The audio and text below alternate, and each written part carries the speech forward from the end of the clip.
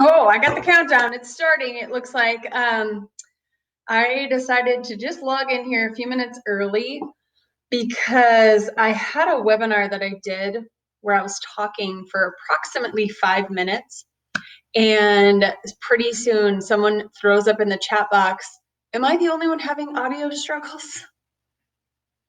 No one could hear me. So I would love for whenever somebody gets on, I'm even going to type it in the chat box, to let me know that you can hear me. Oh, yay, Amy Walter, you can hear me. Okay, awesome. I'm glad. All right, so I'm assuming if you can hear me, then everyone can hear me because it obviously wasn't working. And the cool thing I thought of so great that I got this microphone to plug in, and my computer told me it was working, but clearly it wasn't. And so 5 minutes in is a little painful for me to be talking and for nobody to hear. It is so great when it works. Man, I didn't get the technology brain. I really didn't. I've got brothers who do computer software and two parents that are engineers, but it's not for me. Thankfully, I have a lot of people who can help me with technology for the most part. But today I'm at home. Right. Oh, yes, I know, because you're in Iowa. That's right. That's so fun. I'm glad you're on and enjoying them. Well, I hope you're enjoying them. This is probably like your third one, isn't it? My gosh, that's awesome that you're on here. Learning lots. Good. I'm so glad. We love doing these, well, I should say, I love doing these webinars to give parents, teachers, other people different ways to think about things, but then also just to help parents understand a little bit deeper about what might be going on. We often talk about, we don't really appreciate some sort of behavior in our child and we want to change that behavior without really figuring out why it's there in the first place. And we know that input equals output. If you've learned that in some of my previous webinars, that's really what we look at in our office as well, in the nervous system and in the brain. So I am going to talk about teen anxiety. I interviewed some teens to just even talk to them about teen anxiety because we know how important social life is for teens. We definitely start to get a little bit disproportional at times, and this is probably very subjective per family, but we get really out of balance with our teens in the amount of peer time, because peers are considered people with the same amount of life experience as them compared to time that they do spend with families. And it can get really improportional, and it's hard to learn things about life from someone who has experienced the same amount of life as you. So it's important as parents to obviously be the lead in our child's life, really be the guide, not the protector. We're going to talk about that. That's there for them. And COVID probably has turned some things around for some families. And guessing, there was more time indoors, but then also probably cut out a lot of social time. And that did one of two things. It made them go after other things to do with physical activity, or maybe turn to screens and different outlets for them. And one of the things that they had told me is if they can't find their escape, like we don't let them go to whatever escape that might be. And unfortunately, social media and online webinars. Hello, hi, Paige. I'm a teen anxiety. I am teen anxiety. Yes, right. There's just so much that we can really sit down and learn about ourselves. Also, as adults and what's going on with our teens. But if our teens are just stuck with the screen, those electronics can be a really unhealthy escape, and you really never know what's going to pop up. Quite honestly, my son just the other day in the thunderstorm was watching a basketball game. It's all about basketball, and he was like, the comment in there said, something about the rapture and and all this stuff that was totally startled him. And then the house shook with thunder, and he was like, ah! And he was like, oh, take my phone, I don't even want to be on it. Because we do have in our rule, or in our house, not a rule, but an agreement really to charge your phone in this very office where you're at right now, and not to be on it, especially before bedtime, because that'll just turn your brain on. 45 minutes before bed, the screen should be turned off. But really, when you're looking at what anxiety is, I loved the description that someone gave me, that it's excitement without breath. Like, it's a very internalized stress. If you Google, what is anxiety, it's all about, intense, just over the top stress about everyday life. So fear of really the unknown. A lot of fears are known, like what you're fearful of. Perhaps snakes. I have a lot of snakes around my property. People are pretty fearful of snakes, and there can be, of course, phobias. But anxiety is something that you fear the unknown. You don't know what's going to happen from day to day to day. And what we found is, bless our hearts as parents, we will often try to rescue our kids and not let them experience whatever it is, whatever emotion that it is that they're feeling. And instead of talking to them about, here's this emotion, what's going on inside of your brain, we want to tell them how they should or shouldn't feel. Well, you shouldn't feel that way. You should be fine. You should be this. And instead, we're stealing coping skills and emotional strength from them for their future. And really, emotional strength and mental stability, it's just like another muscle inside the body. It's got to be worked. It does have to experience stress. Now, I wouldn't encourage you just to purposely stress your child, right? Like, to purposely trigger them in some sort of way. But I would encourage you to let them have that feeling, whatever that feeling might be. And you might think it's completely inappropriate, right? You're like, oh, okay, buddy. But there's times, even as a parent, if you just don't slow down and get down to the heart of it, it can just be a little bit annoying. And just even today, I was leaving to the office to see my patients, and my 6-year-old was crying, very upset with my 10-year-old.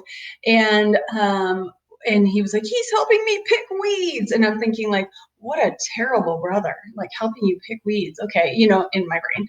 And instead I'm like, oh, okay, buddy, so, tell me why you're upset about this.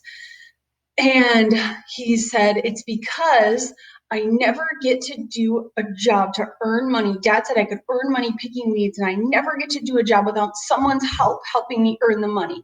And I was like, oh my gosh, like, it's obviously totally valid, and especially in a 6-year-old mind. To him, Landon, my 10-year-old, was taking money from him instead of like contributing and maybe earning his own. But it's hard for them to think through that. And often when you want to be like, oh my gosh, really, dude, you're pissed about that, like, get over it. But you just got to get down to it and then acknowledge how they're feeling. And often there's times we just kind of want to rescue from them or tell them how they shouldn't feel. And we've got a couple different parenting camps that we live in. And some of us, of course, fluctuate amongst the three of them. But other times we just pick a camp and stay in it. And it's typically either exactly what your parents did, or maybe some of that, or just rebel from that. So there's parents that are very authoritarian. If any of you guys have done the positive discipline classes or taking those courses or read those books, this kind of started me on my journey with positive discipline and helping build independent kids, which is not necessarily something that I was raised with, but there are parents that are very authoritarian, and that is the parent that, like, you shouldn't feel that way, I'm going to tell you what to do, and those are the kids that are kind of looking over their shoulder, like, searching for their parents in the audience for approval in whatever it is, from a band concert to a basketball game. They're the kind of eyeballing there, what's dad going to say, oh gosh, my mom's going to yell.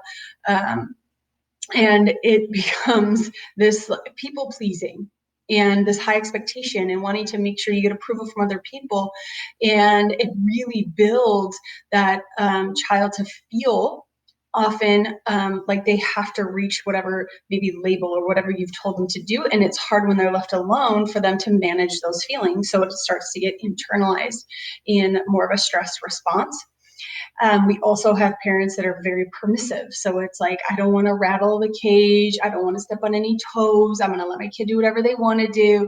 I know they're going to be really upset if we put boundaries on phones or friends or bedtime or food, whatever it is. And they just kind of, let the kid run the show.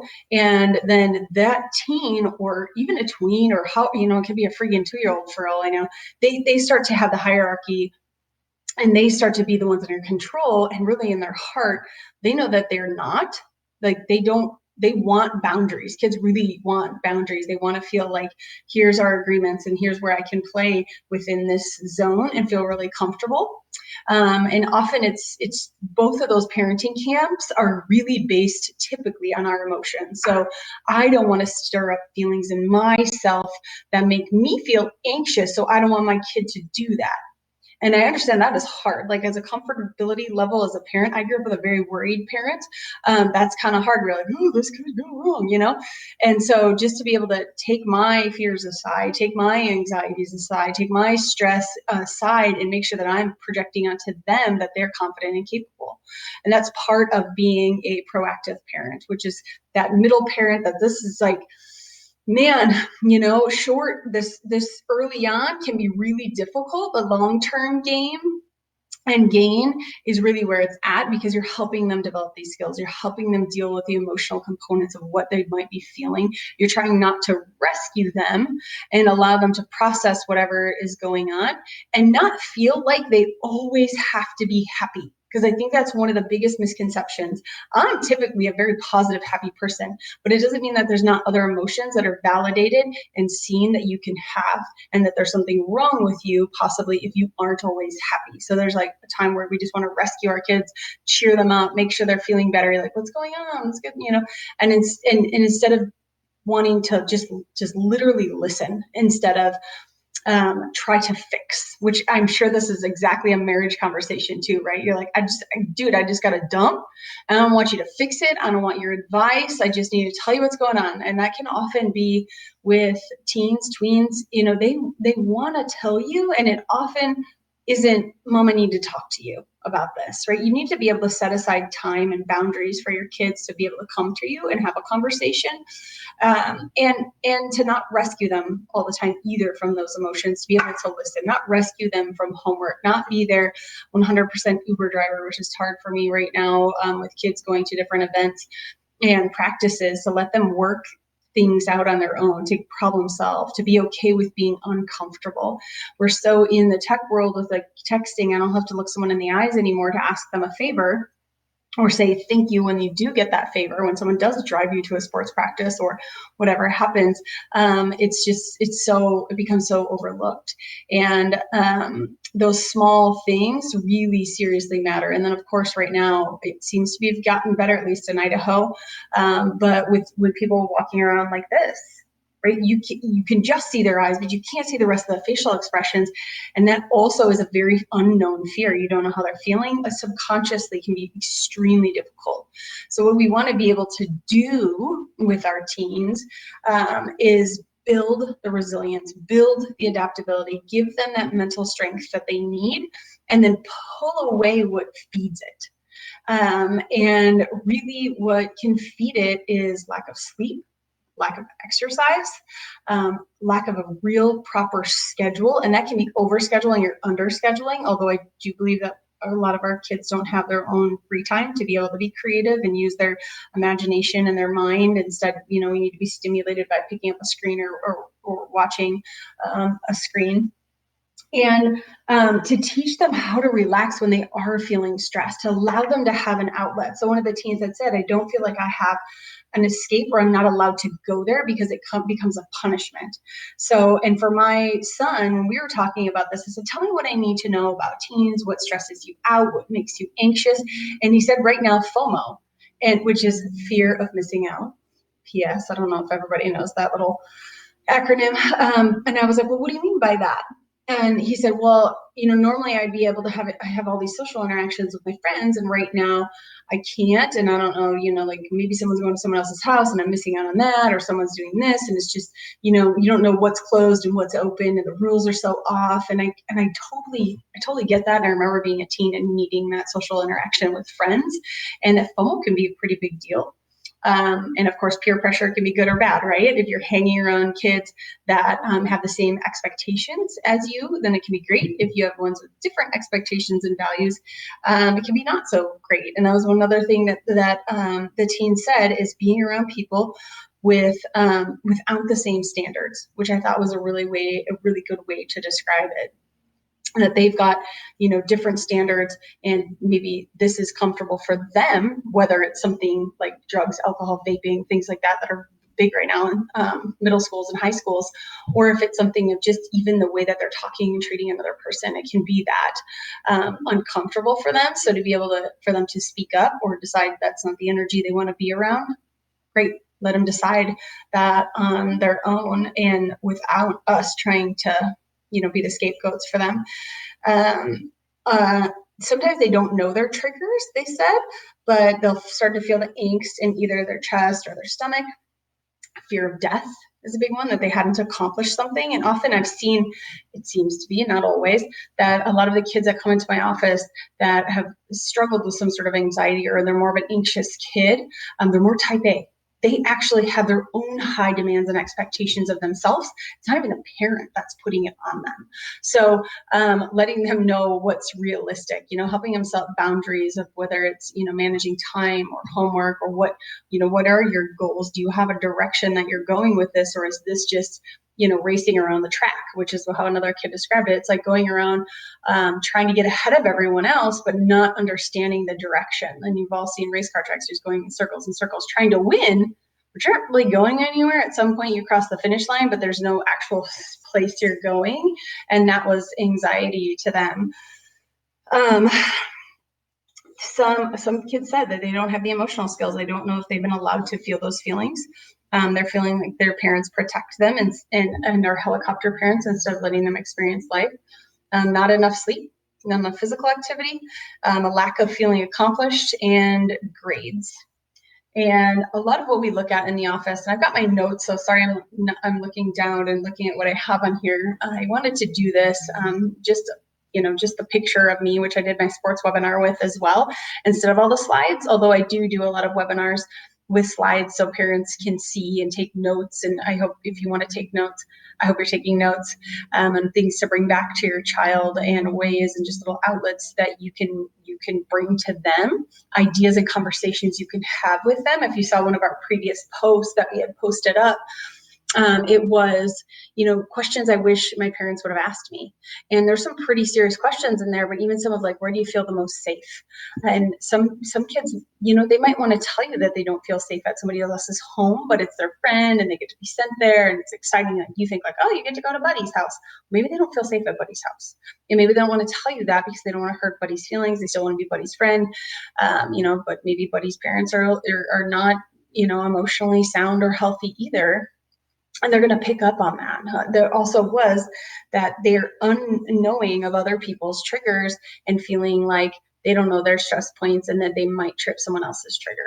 So when you're looking at stress, when you're looking at what's going on inside the body and where we as chiropractors really fit into this conversation. I feel like I get to fit into it as a parent. I'm obviously not a psychologist. I'm not some sort of emotional expert by any means. It's been 14 years of working with my children and now in the office with other kids and helping their bodies be able to process stress, which is what we're all about in our office as chiropractors. We're talking about that adaptability. We're talking about the resilience, and to tell people, it's not that stress is never going to come into your life. It's not like you're going to be able to completely avoid it. There's no stress, there's no death just because you're under chiropractic care and your nervous system's calm. That's not the case at all. It's that you have adaptability to that stress, that you don't keep that stress, internalize that stress, harbor that stress, and have this snowballing effect, which is typically what anxiety turns into, is a self-perpetuating cycle. And sometimes it's that lack of sleep that will perpetuate the cycle, lack of nutrition, where we think kids are just so, oh my gosh, I wish I could eat 15 cookies and still look that good. Yeah, but they don't feel good, right? That's their fuel, is what they're eating and putting inside of their body. They don't feel good internally, even though they might look good from the outside perspective. And typically that's just a body frame that you're looking at, not necessarily internally what's happening to them. And what we see is kids that have that fight or flight response triggered. And what you have to remember with tweenagers, we're having kids hitting puberty and menstruating at age 9. We might have even had an 8-year-old in our office. Honestly, it's pretty young these days. And puberty starts hitting a little bit earlier and earlier. And I remember, when I was like 12, I think I was in 6th grade when I had my menstrual cycle. It's still kind of average for some kids, but there's some kids that are either getting it super early, 8, 9, 10, or way late, because their body can't handle the stress that's there. So, and they have a hard time maintaining the hormone levels. So the other thing we have to remember is that hormones are also going inside these teens.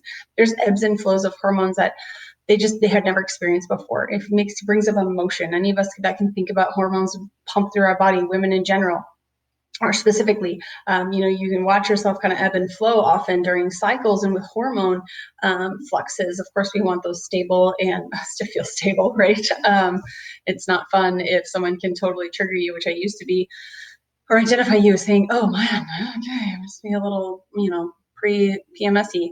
And I'm grateful not to have that anymore, because I'm sure so is everyone around me. And honestly, if I was a teen and my mom was listening to this, she'd be like, I wish I would have known about chiropractic care when you were a teenager, because you were miserable. And I really was. I was so grumpy.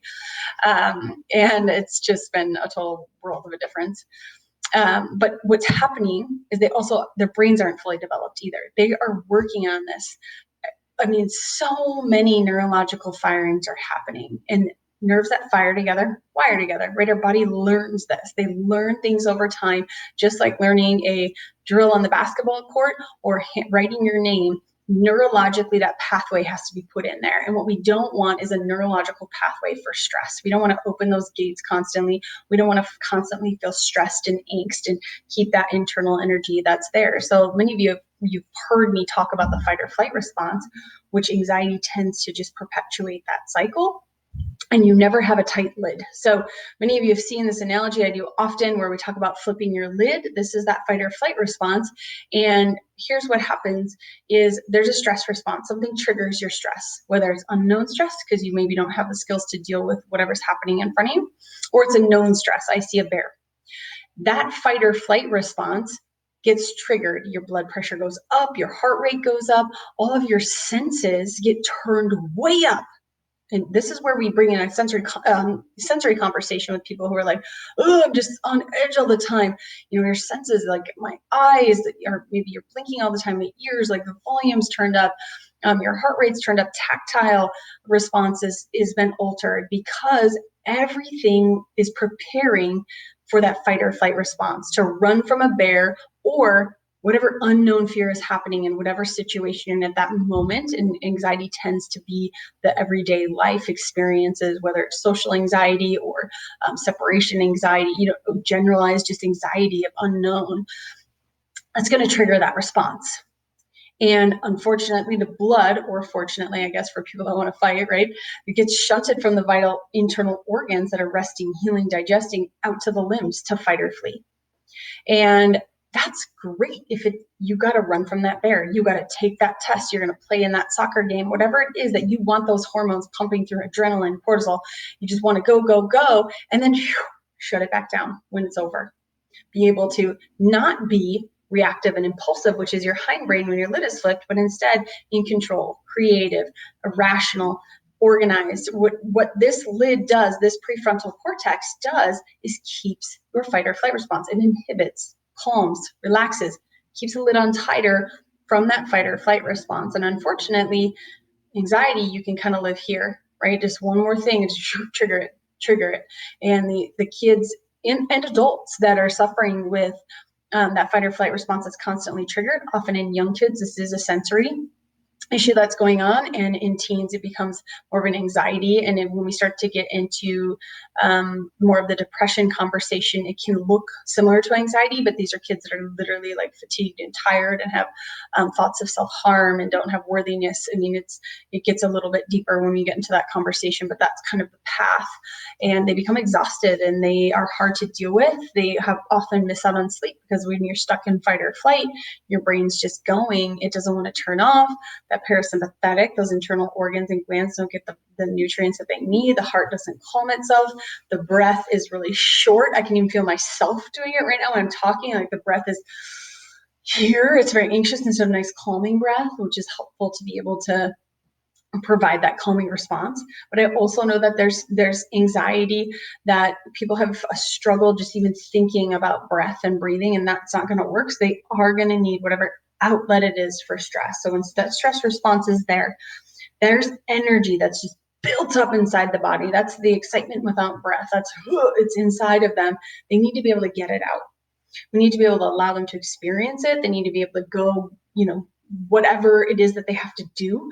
I know for my son is basketball. He's like, I need an outlet. I need to feel like I've accomplished something. I need to go outside and play. I need a physical outlet for the energy that I have right now, or I don't sleep well at night. Well, when you don't sleep well at night, you don't heal well. You don't feel well. You wake up tired. You're still missed out. So sleeping is that parasympathetic response. That's where you should be while you're sleeping, healing and repairing from the stress of the day, learning about the day. Our body actually goes through our day at about a quarter of the rate. It's just absolutely wild. If you've ever read books like Why We Sleep, and some of what they look at the brain, what's occurring at night, you're actually relearning what had happened. Well, if you're missing out on sleep, you're missing out on learning. And that can be social experience, that can be stress resilience, that can be just developing organs and glands, growth, just repair in general. You can be a very weaker individual because your body's growing so rapidly in height, but it can't keep up muscularly and the brain can't organize itself. So the coolest thing that we found with our chiropractic research is that every adjustment stimulates that prefrontal cortex, and that'll not only does it help the body communicate better, but it also keeps that lid on tighter for that fight or flight response not to be triggered so easily. So every adjustment is going to work to help keep that lid on a little bit tighter and keep the kids relaxed. And then we talk about not feeding it. So what feeds that stress response, all the things that I mentioned, what chiropractors call the 3 T's: thoughts, traumas, and toxins. So when you're looking at toxins in particular, it is what we're putting inside of our body for fuel. You might have trying to fully neurologically connect your body, but you're feeding it garbage. So you're getting garbage back to the brain for it to work with.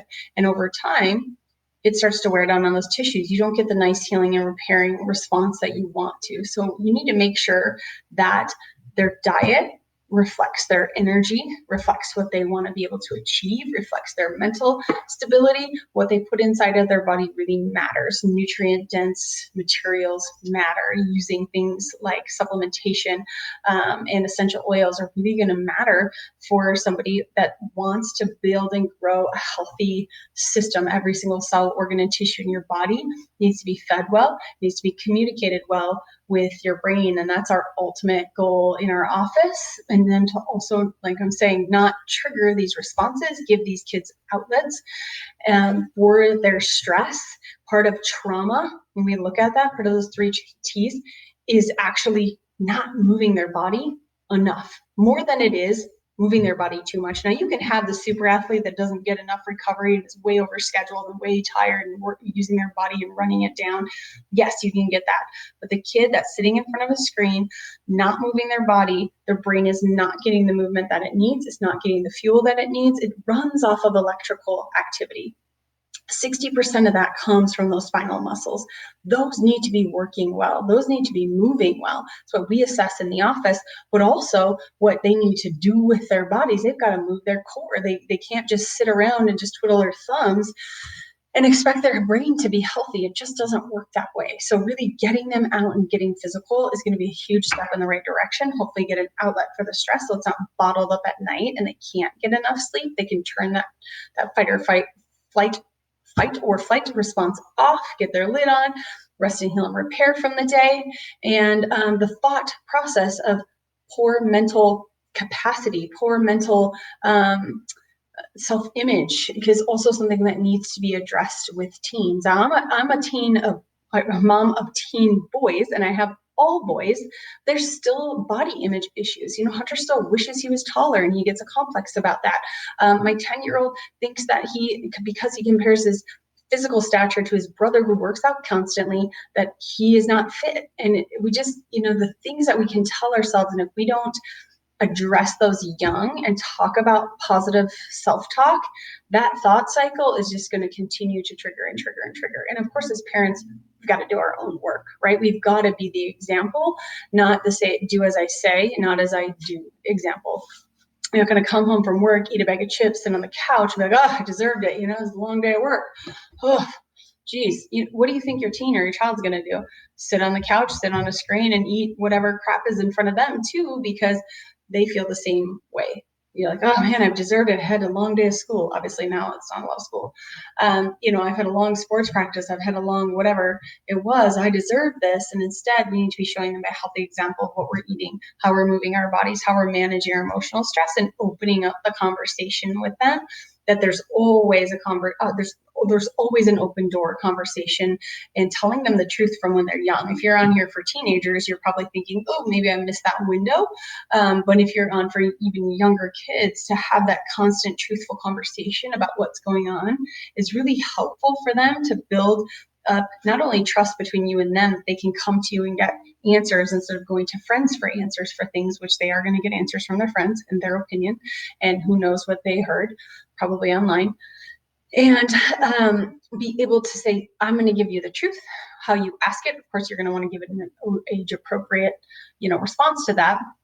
But to be sure that you're not sugarcoating things, you're not, trying to just, oh, let's not talk about that yet, making sure you keep that conversation flowing for them so they do have an emotional connection with you, that they do feel safe coming to you, but they also don't feel rescued coming from you. They also know that you're not going to be the fix-it parent.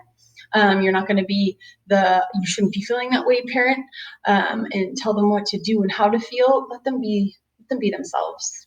And we really didn't even get into this conversation about some peer pressure in relationships and things like that. But those can also, of course, feed those 3 T's, and that's going to feed the stress response, and that's going to make it harder to heal and repair. So really sitting down and talking to your kid about what they're eating, how they're sleeping, what their schedule looks like, are all things that are going to help and truly help. And if you're a parent that's on here who has never had their kids' nervous system evaluated, that's what we do in our office. We want to measure that fight or flight response. We want to measure how the organs and glands are being affected. We want to look at how stressed the brain is feeling. And we run all 3 of those scans in our office to measure it, monitor it, keep it down, keep it low, have these kind of conversations, do these webinars for parents and teens to be able to understand, that's what's going on, and this is how I could find a solution. Because there's many people that come to our office, they're like, I can't get my kid out of this funk, they're so stressed, they're explosive. And we run a neurological scan and we say, oh my gosh, here's all the stress that's just been accumulated inside their body, inside of their brains and their nervous system. Let's clear that out and let's see what's underneath all of those layers, right? And it's usually a more calm, more connected version of them, and a child that can manage themselves really, really well, instead of a child who continues to be stressful, be fearful of everything that's going on around them.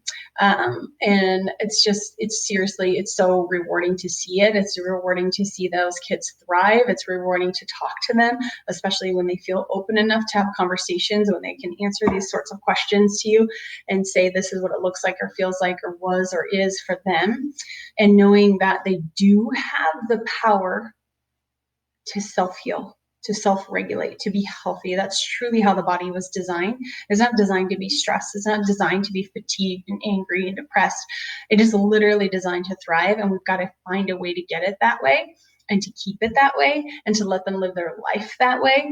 That's really where you watch that potential just explode on the kids. And what was cool, I was talking to Hunter, once again, my 14-year-old, about this and about some emotional triggers. And we were looking at some stuff of other teens and what they were saying, and some of the older teens that are having relationships right now. And I asked, when is it an appropriate age, you think, but to get a boyfriend or a girlfriend?